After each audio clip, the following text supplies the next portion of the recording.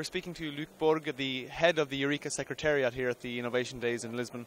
Luuk, give us an overall assessment. How has it gone?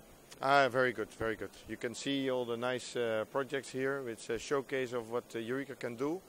It's the Innovation Days this year in the framework of the Portuguese chairmanship has to do with showing how the projects of Eureka have changed the day-to-day life. And you can see it's cars, it's food, anything, even planes that we have to show to show the people that we should invest in close to market industry research. Any particular strengths you'd like to mention about the Portuguese presidency? Oh, there's a lot, but I would say the strength is that Portugal has tried to find new frontiers for Eureka to boost Eurostars, to boost cooperation with new member states, to challenge the European system, to go out, to open up. I think many things that have brought Eureka to another stage.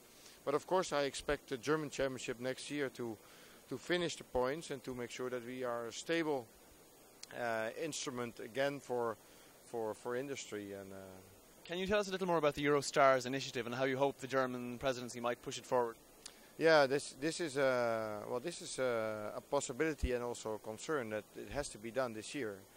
The thing is that Eurostars has been very successful, and in the Eureka Secretariat, who is handling the program, we have seen that many companies have signed up. Many companies we did not know would exist. The real research-intensive SMEs that are able to grow out into companies of the future, big companies. A little bit like the companies you will find in the Nasdaq in the US, and that we did not find in the past. So finally we found them. And of course one of the most important things for the German chairmanship to do will be probably to find more money to support those companies. Because if the success rate for those companies goes down, and they're serious companies, they will not apply and will simply lose them. So I think they will push for more money, not so much from the European Commission, but maybe from the member states. An interesting point we have heard repeatedly today is the internationalization, that is to say the expansion of the Eureka network. That appears to have been strongly emphasized during the Portuguese presidency, particularly with the entry to associate member status of South Korea, which we find particularly interesting. What's in it for them? Why are they joining up? Yeah, it's very good that finally they join up, because apparently they have been there have been difficulties, or not difficulties, in the past they have been applying for a number of times, and it took some time for us to decide, because with Korea is far away, and associate member states were initially only very close to Europe. So I understand the discussion within the network, and I understand the positive decision. It took a long time, and I think that it is good that we have Korea on board. Not just to cooperate with Korean companies, but also to have an access to Asian markets. I think this was the discussion over the last couple of days, and I think in the future we will see that perhaps through Korea we will be able to sell our products in Asian markets. This is what I expect.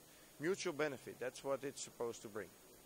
Let's talk about that mutual benefit. What could the EU leaders, who are trying to frame a coherent EU innovation policy, what can they learn from Korea? What can they learn from innovation policies that have been successful in Korea that maybe have not been so strong in Europe? Apparently, I'm not an expert on Korea, but what I have seen when I was there is that they are able to decide very quickly. When they have a crisis, they can build a channel in 2 months. If they want to have an overpass over the highway, they can build it in 2 days. And that's a very different perspective from what we are used to in Europe. I'm not saying it's good, but I say it's just different. So I think what we can learn from Koreans is that once you have all the arguments, you should decide as quickly as possible. And because that makes them very agile and very, they are able to invade markets very quickly. I think what they should learn from us is that cooperation is the way forward. I mean, look at us. We have all the designers, all the good ideas, many of the good ideas. Much of the creativity comes from Europe. Not even from the US, from Europe. And this because we are so different and because we respect differences between us. I think that is something that will make the winning team. If we work together with Korea, they can produce, they can turn something into a production system, they can commercialize technologies. But the actual good ideas will still come from Europe, and this is what we should invest in. What I'm taking from what you're saying is that Europe is strong on ideas, actual R&D, and coming up with patents. Maybe we're not so strong in producing market products, the final result, let's say. Do you think that's a fair point? I think history teaches us that the Asian economies are very able to turn a product into a mass production because they can decide. And in Europe, it has taken longer. For instance, the VHS in video, we all know that we lost it. Well, we had technically a superior system. We lost the market because Japanese were able to produce much. So this is something we should look into. But I think we should believe in ourselves. The premise of Eureka is collaboration, driving innovation. How far along are we in using that blueprint, that template, in framing a genuine EU innovation policy? I think it's the time is now. It's more than ever that we have seen that Eureka is playing a role in trying to create this innovation policy.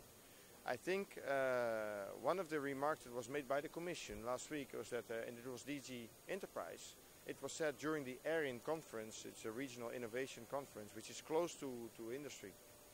They said there is one program which is really, really good and really focused on the time we are. It's Eurostars, because it enables governments to fund their own companies very close to their area of interest, whether from employment point of view or investment point of view. This is the new thing, and in innovation, if DG Enterprise Innovation says this, I think that Eureka should play a role, and that we are very close to a very good result. If that can act as a catalyst, and if, as you say, the time is now to do this, I mean, what should the EU leaders be doing? Should there be sort of cross-fertilization between Council of Ministers meetings? Should there be different frameworks? What should happen?